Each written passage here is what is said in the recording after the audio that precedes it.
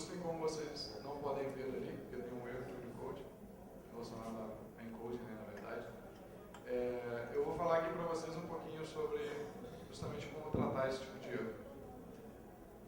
Bom, eu atualmente trabalho na Fundação Getúlio Vargas, desenvolvendo software livre com Python para processamento de linguagem natural. Eu também tenho essa iniciativa aqui, que é o curso de Arduino. Eu dou cursos relacionados a Arduino, para quem não conhece, mais voltado para a robótica. E eu sou conhecido aí na rede como Turicas. Então, Twitter, GitHub, YouTube, vocês vão me encontrar como Turicas. Meu site é o turicas.info, meu blog, e aquele ali é o meu e-mail. Queria saber rapidamente de vocês, quem aqui já desenvolve software em Python? Só para eu ter ideia. Beleza, todo mundo é pythonista. Ok. Quem sabe lidar com problemas de codificação de caracteres? De verdade. Tá, às vezes, tentativa e erro. Tá, quem tem acento no nome? Ok. Eu sempre pergunto isso, em geral as pessoas têm acento no nome e sabem um pouquinho mais sobre codificação de caracteres, porque são afetadas diretamente com isso. No meu caso, é um deles. Beleza, esses slides já estão disponíveis aqui nesse site, então vocês não precisam copiar nada, só essa URL. Tá? Na verdade, lá em turicas.info/slides tem vários slides das minhas palestras, não estão todos, na verdade, mas eu estou tentando atualizar e colocar as palestras mais antigas lá. Todo mundo copiou? Beleza. Então, bom, a gente vê erros de encode por todos os lugares, né? E isso é um problema que, assim, eu acho que muitos programadores, não só de Python, acabam enfrentando, né? Esse é um problema muito comum em várias outras linguagens. Eu poderia citar dezenas de casos aqui. E talvez o único lugar onde a gente não veja problemas de codificação de caracteres seja um texto em inglês, né? Mas, por exemplo, a gente tenta traduzir para português, já dá merda. Então, isso aqui é um caso real de um site desse que cria memes. Eu digitei lá isso aqui e saiu assim. Tá? Então, eles não sabem tratar codificação de caracteres. Beleza. Tudo começou, na verdade, quando eu pensei em fazer essa palestra alguns anos atrás, quando uma empresa de ônibus que faz o trajeto lá daqui do Rio para a casa dos meus pais, em Três Rios, que é a cidade onde eu nasci, essa empresa começou a vender bilhetes pela internet, as passagens pela internet. E, óbvio, isso depois de muitos anos, né? Eu comprei, eu cheguei lá por todo bobo, primeira vez que eu comprei uma passagem pela internet, não precisei chegar na rodoviária 2 horas antes para conseguir a vaga no ônibus, porque só tem tipo poucos horários. Eu quase perdi o ônibus por ter comprado pela internet, porque o meu não tem acento. Eles estavam usando uma codificação diferente na parte web do software client deles lá que faz a busca. E a busca, inclusive, eles não conseguiam fazer busca pelos outros nomes, então, como o meu nome, o acento no primeiro caractere, já era. Mas enfim, isso não aconteceu só com essa empresa. Recentemente eu tive viajando, esse bilhete aqui hoje foi de Berlim para Praga, e aí o site diz lá, não pode ter caracteres, não English characters, né? Então também não pude, tive que me cadastrar como Alvaro ali, para poder comprar o ticket de trem. Aqui no Brasil isso também acontece, né, com companhia aérea. Então, um exemplo aqui do meu amigo Diego Guimarães, em que eles trocam ali por uma interrogação. Aqui, enfim, e-mails recebidos com erro, o encode declarado errado. Até no Facebook, uma amiga minha postou esses dias uma aplicação lá, sei lá, que ela usa, e aí o i dela, né, com acento, não tinha essa fonte não tem esse símbolo disponível, então a imagem saiu ali ruim por conta disso. Então, obviamente, não é só texto específico, né? Quando a gente está gerando imagem, também a gente acaba tendo esse tipo de problema. E, putz, nem as URLs ficam de fora. Por exemplo, o meu perfil no ServerFault, essa coisa horrível que é Álvaro Justen, não tem o A, simplesmente ignoram o meu A. E vários sites são assim. Tipo, se você vê um site que tem lá, sei lá, a notícia promoção, aí fica promo, ó. Eles cortam, se tira A com acento e tal. Existem formas inteligentes de tratar isso. Bom, rapidamente sobre o Unicode. A ideia é que vocês entendam o que é o Unicode. Óbvio que em meia hora não vai dar para falar tudo. Na verdade, não vai dar para falar quase nada. Mas a solução desses problemas é entender como o negócio funciona, o que é o Unicode, como a tabela Unicode pode nos ajudar. Então, existe um consórcio, que é o Unicode Consórcio. Você pode acessar lá para o unicode.org. Eles mantêm uma tabela referência de símbolos, e a ideia é representar todos os símbolos possíveis, sei lá, no planeta Terra. Essa tabela comporta 1.114.112 code points, dentre os quais praticamente 250 mil já existe um símbolo para aquele code point. Né? Então, quase 80% da tabela ainda está livre. Os códigos disponíveis eles estão livres. E o que essa tabela define? Bom, ela tem basicamente descrições sobre os símbolos. Então, isso daqui é um símbolo chamado letra latina minúscula A. Né? Ela tem definições, metadados sobre os símbolos. Esse símbolo aqui é um símbolo acento. Ele é um símbolo que pode ser combinado com outras letras. Né? E por aí vai. Então, ela tem propriedades desses símbolos, regras de combinação e normalização, decomposição e coisa do tipo. Só para vocês terem um exemplo de como a tabela Unicode é grande, esse cara resolveu imprimir os símbolos. E dá para ver que não dá para ver nada, né? Porque é muita coisa. E ele imprimiu uma área bem grande. Então, a tabela Unicode ela realmente tenta representar, ter nela todos os símbolos que a gente consiga representar. Se obviamente você usa o encode e consegue representar a tabela inteira, você provavelmente não vai ter problemas relacionados a perda de dados quando você está trabalhando com aquisição de dados e tudo mais. Bom, o problema é o seguinte, para a gente materializar, né, para a gente transmitir esses símbolos de alguma forma, né, seja via rede, né, seja cabeada, Wi-Fi, gravar isso no disco ou jogar isso na memória, a gente precisa de alguma forma materializar esse símbolo. Então eu sei que eu tenho um símbolo A com acento, mas como é que eu materializo isso? Bom, eu uso um encode. Então, eu vou escolher um encode em X, beleza. No encode em X, o símbolo A com acento é representado pelos bits 0, 1, 0, 0, 1, 0, 0, 1, 0, por exemplo. Né? E aí a gente escolhe então um encode.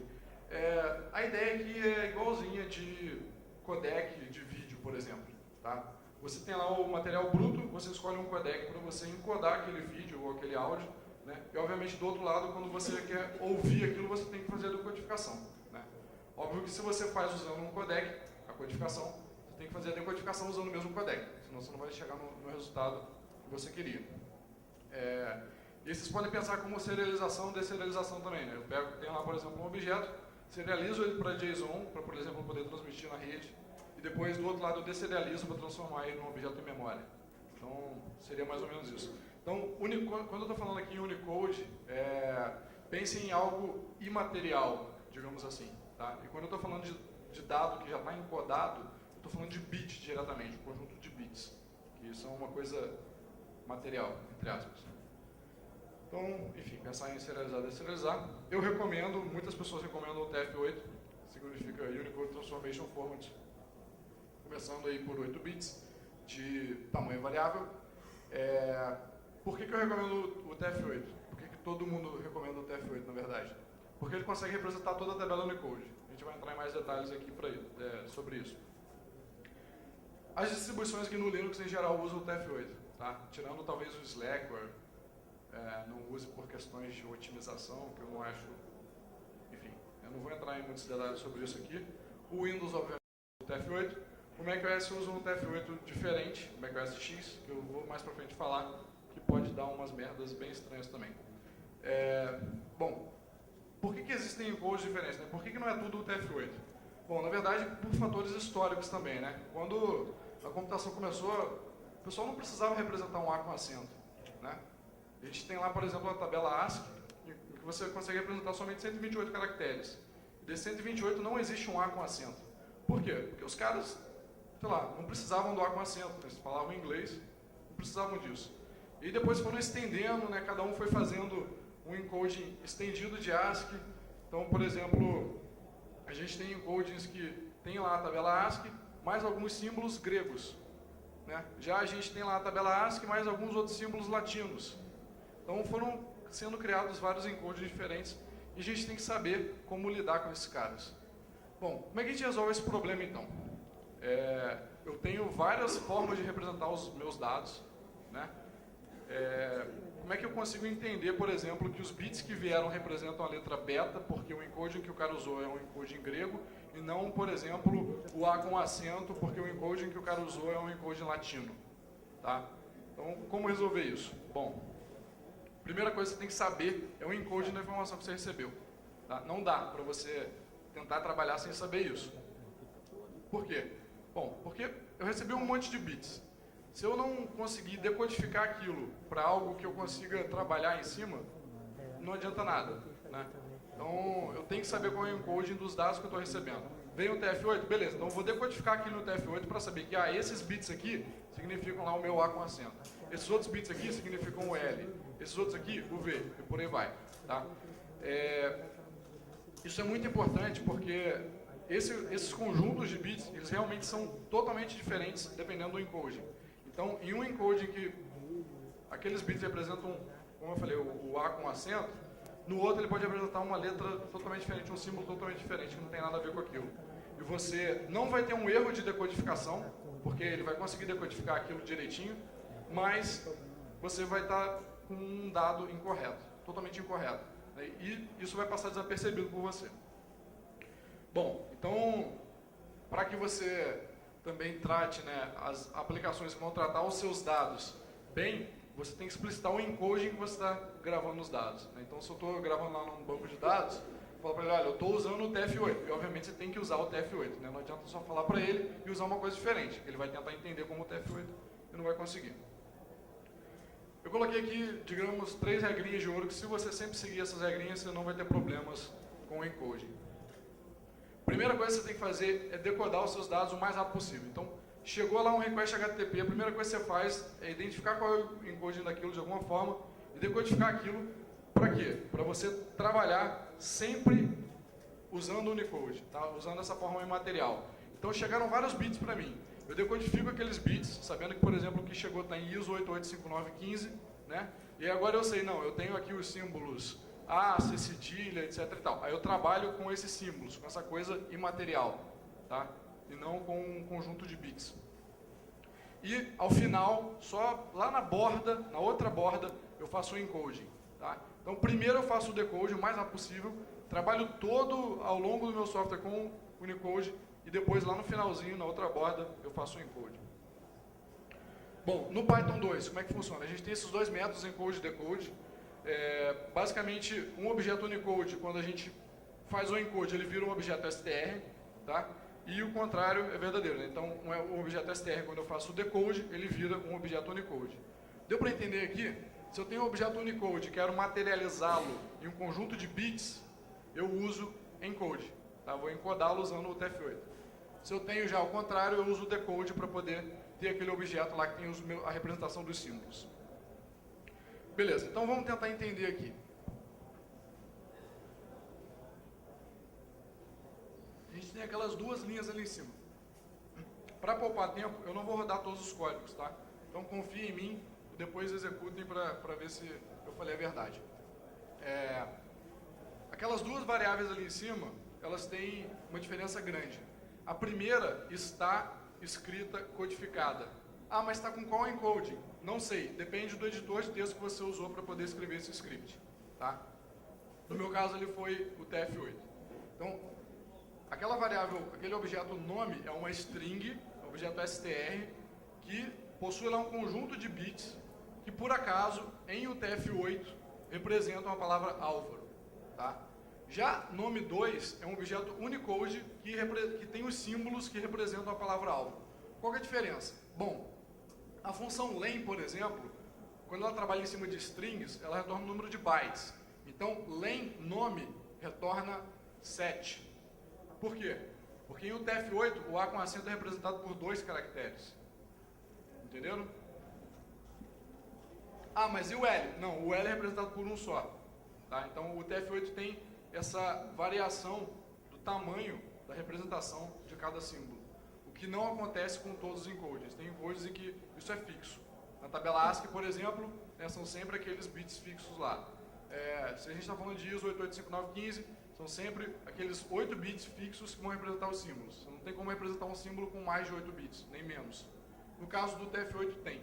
Tá? Tem como você representar com 8, 16, 24 ou 32. E é por isso que a gente consegue representar a tabela Unicode inteira com o TF8. Bom, eu não vou entrar aqui em muitos detalhes, mas, por exemplo, nome colchete 0 ali retornaria o primeiro byte, que é o A com acento encodado em o TF8. Conseguiram entender? Então, esse símbolo aqui, que é um só que a gente está vendo, na verdade, como eu digitei ele ali usando um editor de texto que usa o TF8, são 2 bytes que estão sendo escritos no meu arquivo. Quando eu chamo lá nome colchete 0, eu pego o primeiro byte, que para mim não significa nada, é lixo. Por quê? Porque só faz sentido os dois em conjunto, porque eles dois, em o TF8, representam um caractere A com acento. Beleza? E tem algumas brincadeirinhas, né? Então, por exemplo, eu posso tentar decodificar o meu nome usando o TF8, que foi lá a codificação que eu usei, e tentar igualar ao nome 2. Aí vai dar verdadeiro. Tá? Então, deixa eu rodar só esse exemplo aqui. O meu terminal aqui está em UTF-8, então tudo que eu estou digitando aqui está sendo em UTF-8. Então o nome é igual ao nome 2? Não. Ele dá até um warning ali, ó. Estou tentando fazer uma comparação de Unicode com string. Então, não é. E se eu decodificá-lo usando a codificação que o meu terminal está utilizando, aí é verdadeiro, tá? Isso é Python 2.7. Isso. No Python 3 é um pouquinho diferente. Tudo que eu vou falar aqui é para Python 2, depois eu falo a diferença do Python 3. Beleza? Então, eu falei rapidamente sobre a tabela ASCII. Né? Ela possui 128 símbolos, aí tem lá os caracteres de controle, números, letras maiúsculas, minúsculas, mas não tem, por exemplo, os caracteres com acento, né? Que seria o caso do meu nome. Se eu quero, por exemplo, imprimir toda a tabela, eu consigo fazer com aquele código ali, mas se, por exemplo, eu tento pegar aquele A, então eu tenho lá o A com acento. Estou decodificando ele usando o TF8. Por quê? Porque o meu código está sendo escrito em um TF8. Então, aqui eu tenho um objeto string, str. Aqui eu tenho um objeto Unicode, tá? Já está decodificado. Daí aqui eu tento fazer a codificação dele. Percebe que não é só porque eu tenho um objeto em Unicode que eu consigo fazer a codificação dele. Por quê? Nem todos os encodes conseguem representar a tabela Unicode inteira. No caso do ASCII, ela só consegue representar 128 símbolos. Então, aqueles 1 milhão e poucos code points que estão disponíveis, eu só consigo representar 128. Se você tentar representar um que não esteja ali dentro, o problema é seu, vai dar um erro. No caso aqui, ele vai gerar uma exceção Unicode, encode erro. Tá? Então ele fala, ó, o codec ASCII não consegue encodar aquele caractere ali. E esse é o erro mais comum que a gente vê em todos os lugares. Agora o TF8, eu já falei de TF8, ele foi criado pelo Robert Pike e Kenneth Thompson, que são caras aí famosos da história do Unix, em 1992, está descrito naquela RFC ali, 3629, já falei que ele vai de 1 a 4 bytes, ele é compatível binário com ASCII. O que quer dizer isso? Bom, a tabela ASCII tem aqueles 128 símbolos e tem um mapeamento, né? Esse símbolo aqui são esses bits aqui, esse daqui são esses outros bits aqui, né? O TF8 engloba, contém essa tabela. Então, ele representa essa tabela, mas ele consegue representar muito mais coisas que essa tabela, tá? E por coincidência, na verdade, obviamente por design de projeto, né, dos caras, os bits que representam os símbolos na tabela ASCII são os mesmos bits que representam os mesmos símbolos na tabela UTF-8. Beleza? Com isso a gente consegue fazer uma conversão tranquila entre os dois. Porém, isso traz vários problemas também que ficam implícitos aí para um programador. Representante da tabela Unicode, já falei. Não vou falar disso aqui porque eu não tenho tempo. E existem variações como o TF16 e 32. Por exemplo, o TF32 ele sempre usa 4 bytes para representar todos os caracteres. Então ele é muito mais rápido, porque você sempre lê de 4 em 4 bytes para saber qual é o símbolo que você tem. Mas obviamente ele ocupa muito mais espaço, porque ele sempre usa 4 bytes para cada símbolo. Então no caso do meu nome lá, o A com acento teria 4 bytes, o L teria 4 bytes, o V teria 4 bytes e por aí vai. No caso do TF8 não, o A com acento tem 2 bytes, o L só tem 1, o V só tem 1, etc. Tá? Por quê? L, V, A, R, O são da tabela ASCII, que consegue representar um byte só, beleza? Então, só para vocês terem aqui um exemplo de tabela incompatível. Digamos que eu tenho um símbolo A, que eu represento com o código 1. Esse código seria os bits, tá? Símbolo B representa o código 2, símbolo C com o código 3, símbolo D com o código 4. E aqui é uma tabela um pouquinho diferente. Ela representa os mesmos símbolos, porém tem um símbolo a mais, o símbolo E, só que os códigos, os bits são diferentes, tá? Se eu tento fazer a conversão, ou se, por exemplo, eu pego os bits dessa tabela e tento interpretar como se fosse aquela, eu tenho um erro. Então, se, por exemplo, eu pego um caractere, um símbolo D, representado nessa tabela 2, e tento fazer decodificação usando a tabela 1, eu vou retornar um A. Tá? Então, tomem cuidado com isso daí. No caso da tabela Unicode com ASCII, desculpa, o TF8 com ASCII, existe uma interseção. Tá? E aí, por isso que algumas pessoas confundem e acham que é a mesma coisa, mas não, não é. Alguns exemplos aqui, se eu pegar a palavra Python, que está encodada em UTF-8, como o meu terminal está em UTF-8, Python ali está encodado em UTF-8. Eu faço o decode dela usando o codec UTF-8. Então aqui eu tenho um objeto Unicode. Tá? Daí eu faço o encode desse objeto Unicode usando ASCII. Eu vou ter o mesmo Python. Por quê? Porque elas se coincidem nesses caracteres que não tem acento e tudo mais. Mas se, por exemplo, eu tento usar... Se eu tento pegar essa string aqui em UTF-8, que representa, né, o alfabeto, e fazer a decodificação, ou seja, eu estou pegando os bits que em UTF-8 representam o alfabeto, e estou tentando decodificar usando esse codec aqui. Vai dar uma coisa completamente diferente. Tá? Então, são casos de tabelas que não se coincidem. Desculpa a avalanche de informação aqui, mas não tem como resumir muito bem isso tudo em meia hora. Aqui um exemplo clássico de tabela incompatível. Né? Então, eu estou pegando lá aquele número inteiro 226, tá? Estou pegando os bits que representam esse número, estou fazendo o decode disso usando o codec ISO 885915, que é o padrão no Windows. Na verdade é uma variante desse daí. Tá? Bom, se eu pegar os mesmos bits, CHR226, e tentar fazer o decode com outro codec, que no caso seria ali o ISO 88597, que é o grego, eu vou ter um símbolo totalmente diferente. Entenderam ali? Eu estou pegando os mesmos bits, os dados que estão lá no banco, ou no meu HD, sei lá. Eu estou interpretando esses caras de forma diferente. E eu não estou tendo erro de encoding ali. Está sendo decodado com sucesso. Por quê? Porque aquele conjunto de bits é válido nas duas tabelas. Então, por isso que eu tenho que saber a priori qual é o encoding que foi usado.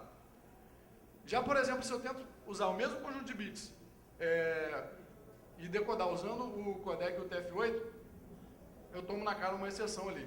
Unicode, decode e erro. Por quê? Por acaso, na tabela lá do TF8 não existe esse conjunto de bits. Tá? Ele não é possível. Beleza? Conseguiram entender isso aqui? Acho que entendendo bem isso aqui, vocês conseguem ter uma visão melhor do todo. Bom, no mundo real, o que dá para fazer então? Por exemplo, se eu quiser criar slug direito, criar as URLs amigáveis, né? Para não ficar lá o meu nome de usuário feioso no site dos outros.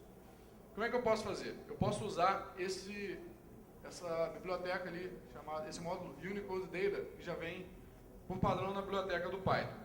Então eu estou importando ali a função normalize. O que a função normalize faz? Bom, ela tem vários tipos de normalização, mas a que eu uso ali, NFKD, o que ela faz? Ela pega o objeto Unicode que eu estou passando para ela. Então aqui eu estou passando um objeto Unicode que representa o meu nome, tá? E ela decompõe os símbolos, ou seja, ela vê que aquele primeiro símbolo ali é um A com acento, mas por conta dos metadados da tabela Unicode, ela sabe que o A é um símbolo e o acento é um outro símbolo que se combina com o A, tá? Então ela decompõe, ela faz a decomposição. Então o que ela faz? Ela retorna para mim um novo objeto Unicode que agora, em vez de ter lá o símbolo A com acento, tem o símbolo acento e o símbolo A, tá? Representados em Unicode. E aí depois o que eu faço? Eu pego essa nova string que está em Unicode e tento fazer o encoding dela para ASCII. Só que vai dar erro se eu tentar fazer o encode para ASCII, porque o símbolo que representa o acento não existe na tabela ASCII. Então eu falo para o encode, olha, ignora os símbolos que você não conseguir achar. Aqueles conjuntos de bits que você não achar na tabela ASCII, ignora, passa batido. Tá? E aí com isso, eu vou ter lá Alvaro. Entenderam como é que funciona? Pode falar. Se cedilha seria a mesma coisa, tá? É um cedilha com um C. E aí, quando combinados, tem o C cedilha, quando faz a decomposição é a mesma coisa. Então, isso daqui é uma forma bem simples, poxa, são 3 linhas de código, né, que você consegue fazer um negócio de maneira razoável. Não vou explicar isso aqui porque não vai dar tempo. Bom, existem outros parâmetros também que a gente pode passar. Por exemplo, o replace, ele transforma em interrogação os caracteres que ele não conhece, né? Os símbolos, os bits que não mapeiam para nenhum símbolo conhecido. Então, por exemplo, ali, ó, quando eu faço aquela nova string minha, que é a string decomposta, quando eu mando encodar para ASCII, trocando por interrogação os símbolos que ele não conhece, ele põe o A, que ele conhece, interrogação, que é o acento que ele não conhece, tá? E os outros ali. Eu posso mandar também ele trocar ali pela representação do caractere em XML, ou usando o formato ali do Python de backslash, né? Contra barra U e o nome do code point Unicode. Isso aqui é só uma curiosidade, depois vocês podem brincar em casa quando estiverem vendo os slides. Mas esse codec base 64 ele é muito utilizado para transmitir arquivos binários, porque você consegue codificar algo que já está codificado com ele. Então você pega lá os símbolos, codifica usando um codec, só que essa codificação que você fez lá usando esse codec é um negócio binário, né? E nem sempre você consegue transmitir binário, você consegue transmitir texto, que é o caso de e-mail, por exemplo. Então o que você faz? Codifica esse binário usando base 64, por quê? Né, o conjunto destino lá do base 64 ele só vai retornar coisas que são texto. E você transmite aquilo em base 64, quando o cara recebe, ele decodifica para o encoding original e depois ele decodifica usando o codec que ele usou original e aí ele tem a representação em Unicode do negócio. Tá? É uma volta que você dá, mas você consegue se proteger aí contra protocolos que não conseguem transmitir binário. E aí, cuidado com a Apple. Por quê? Isso eu vou mostrar para vocês, que é legal usar ela. Tá. Então eu criei aqui esse objeto que no caso ali são dois símbolos Unicode, né, com aquelas representações ali, 0x, 0065 e tal. Criei um E2 aqui. Print E2, type Unicode, type E2, Unicode, é igual a E2? Não. Os dois são Unicode, os dois representam um E com acento, mas eles não são iguais. Tá? Por quê? O primeiro é uma combinação do caractere E com o símbolo acento que se combina ao caractere anterior. Tá? São aqueles dois UniCHR ali em cima. Já o terceiro o símbolo é com acento. Então a tabela Unicode tem essas ambiguidades.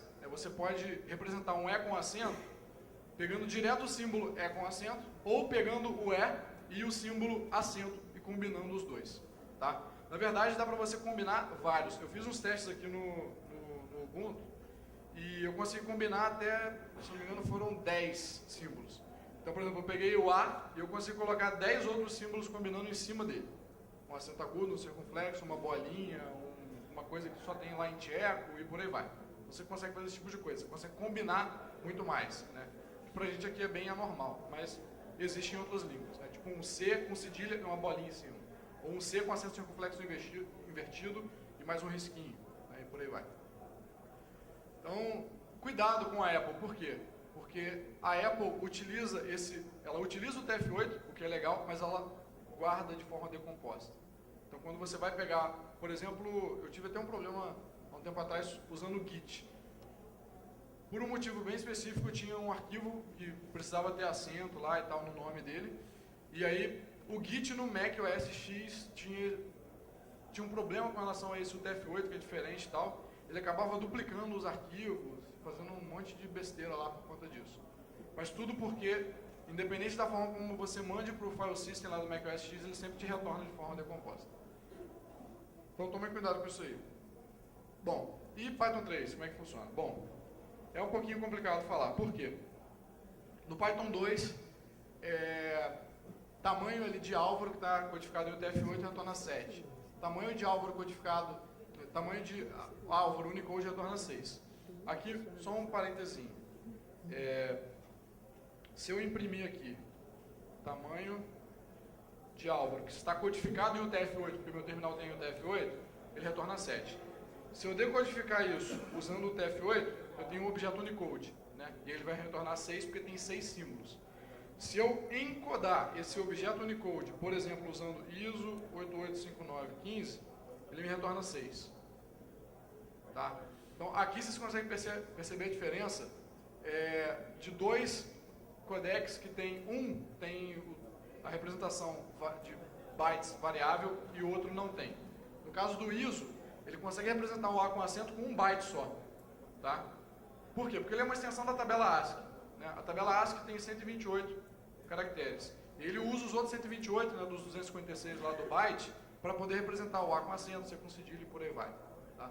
Já o TF-8 não. Ele precisa de 2 bytes para representar o A com acento.